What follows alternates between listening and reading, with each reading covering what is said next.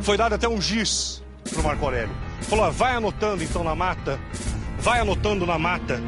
por local onde você vai passando. E ele foi fazendo isso em pedras. Pedras como essa aqui que você está vendo, pegou um giz e anotava. Inclusive, uma das últimas marcas foi o número 240, a marca número 240, que indicava que o Marco Aurélio tinha passado por lá. Ele foi na frente para pedir socorro e o grupo logo atrás com o colega machucado.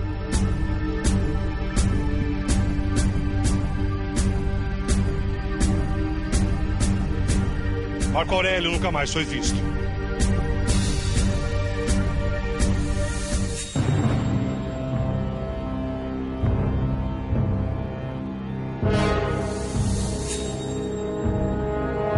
Mas um fato intrigante acabou acontecendo. E que foi até investigação policial. Marco Aurélio foi na frente e desapareceu. O grupo logo atrás, que estava já com um amigo machucado, continuou a caminhada.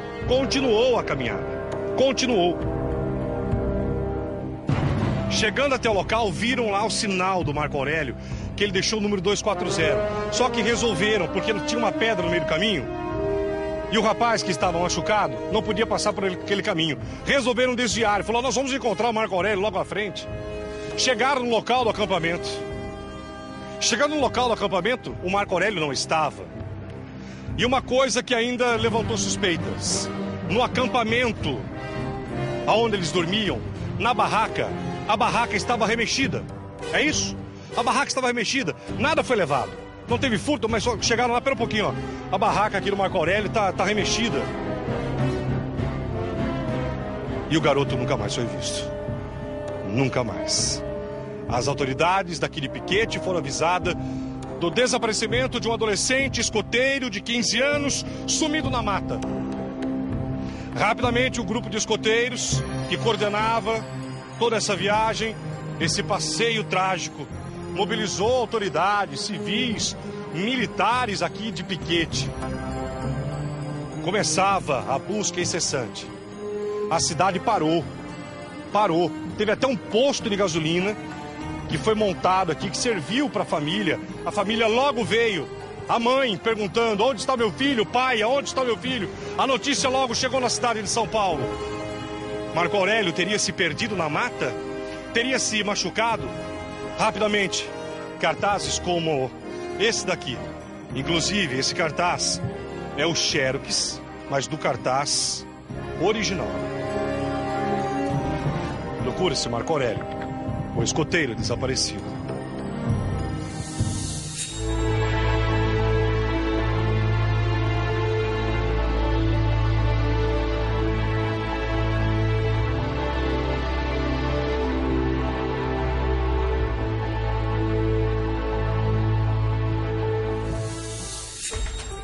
Junho do ano de 1985. A excursão no Pico do Marins, estado de São Paulo de Minas. E o garoto que desapareceu, indo buscar ajuda para o amigo machucado.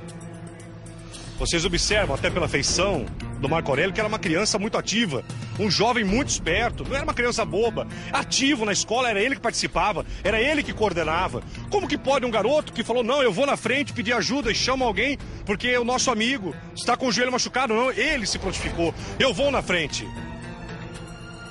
A cidade de Piquete, das Minas Gerais, guarda até hoje o maior mistério de todos os tempos, 28 anos depois. 28 anos depois, esse garoto nunca mais foi visto. Esse garoto nunca mais foi encontrado. Uma força-tarefa, cães farejadores e helicópteros foram usados para a procura do jovem. Veja.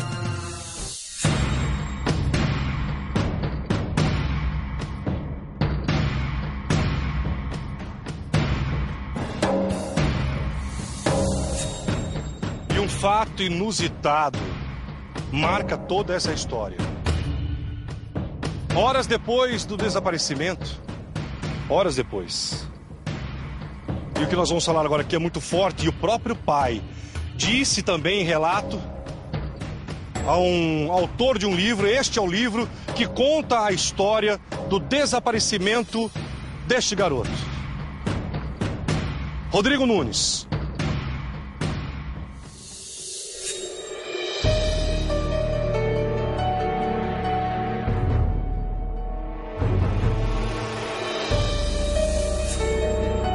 O repórter que foi a campo para investigar e contar a história do escoteiro desaparecido.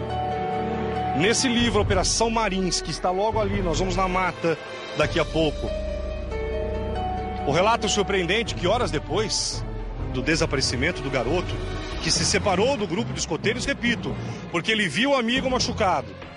E ele se prontificou e falou, eu vou na frente e peço socorro. E não foi mais encontrado, não chegou até o acampamento, não voltou. Seu corpo até hoje é um mistério. Horas depois do desaparecimento, perto da mata, um grupo de amigos, isso está no relato, inclusive, do inquérito policial na época. Esse caso, ele foi encerrado no dia 5 de abril do ano de 1990. Foi encerrado, arquivado. Será que a polícia procurou direito? Caso de pedofilia ou de uma abdução extraterrestre? Exatamente, porque horas depois, 2 dias depois do desaparecimento do garoto, grupos de amigos, juntamente com esse instrutor, eles teriam ouvido um barulho na mata e luzes azuis.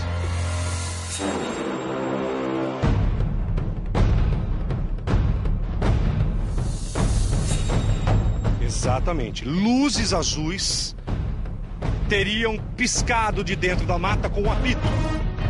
Disseram que ouviram a voz de Marco Aurélio e logo apontaram, uma mata como aquela, uma montanha como aquela. Olha, luzes na mata, luzes. Luzes azuis piscando. Foram até esse local.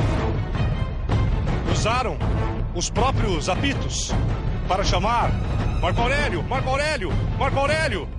Marco Aurélio. Nenhuma resposta. E essas luzes foram vistas. O próprio pai, no relato deste livro, que eu recomendo, ele não descarta a possibilidade, chegou até a se pensar que o garoto teria sido abduzido e levado por ETs.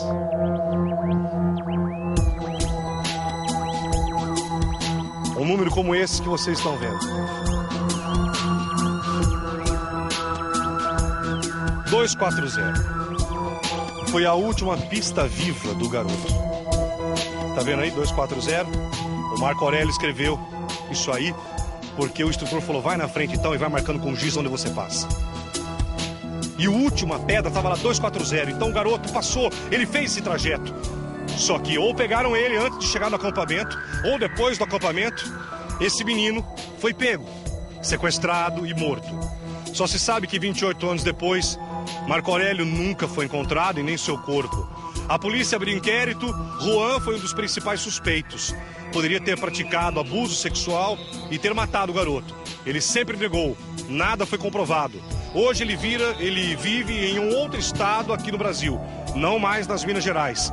Não fala mais a respeito do assunto. Para os pais, a dúvida.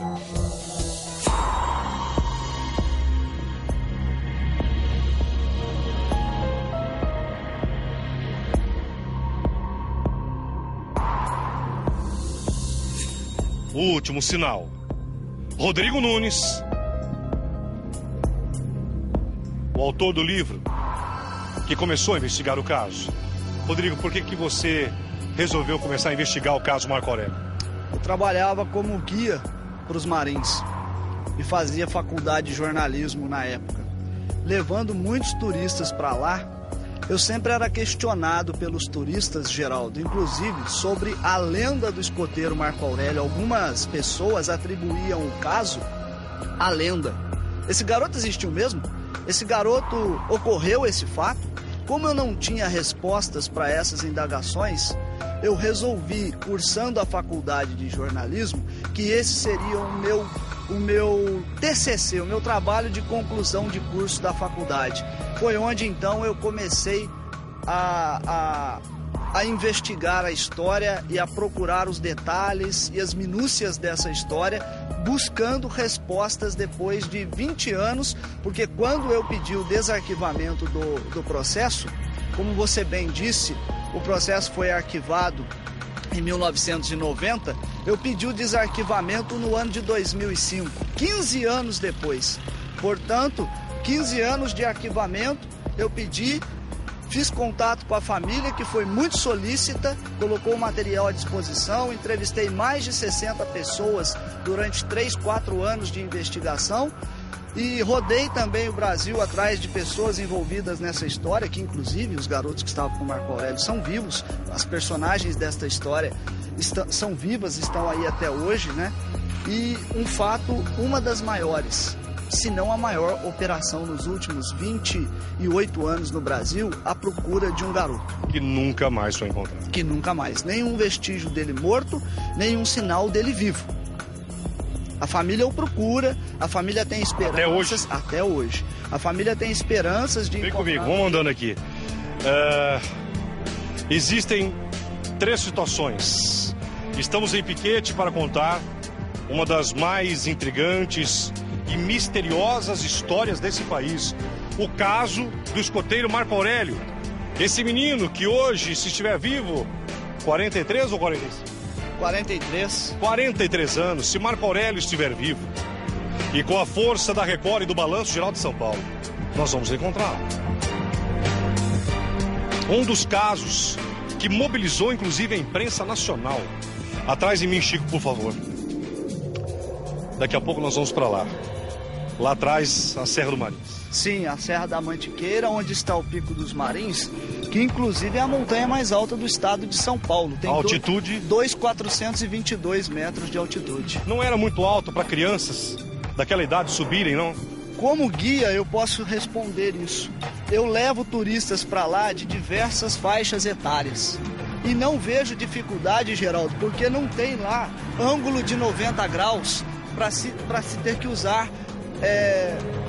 para ter que se usar cordas e equipamentos de rapel para subir. Então não há inclinação de 90 graus para que a gente suba e necessite de equipamento. Eu trabalhei com várias faixas etárias lá, crianças, jovens, idosos.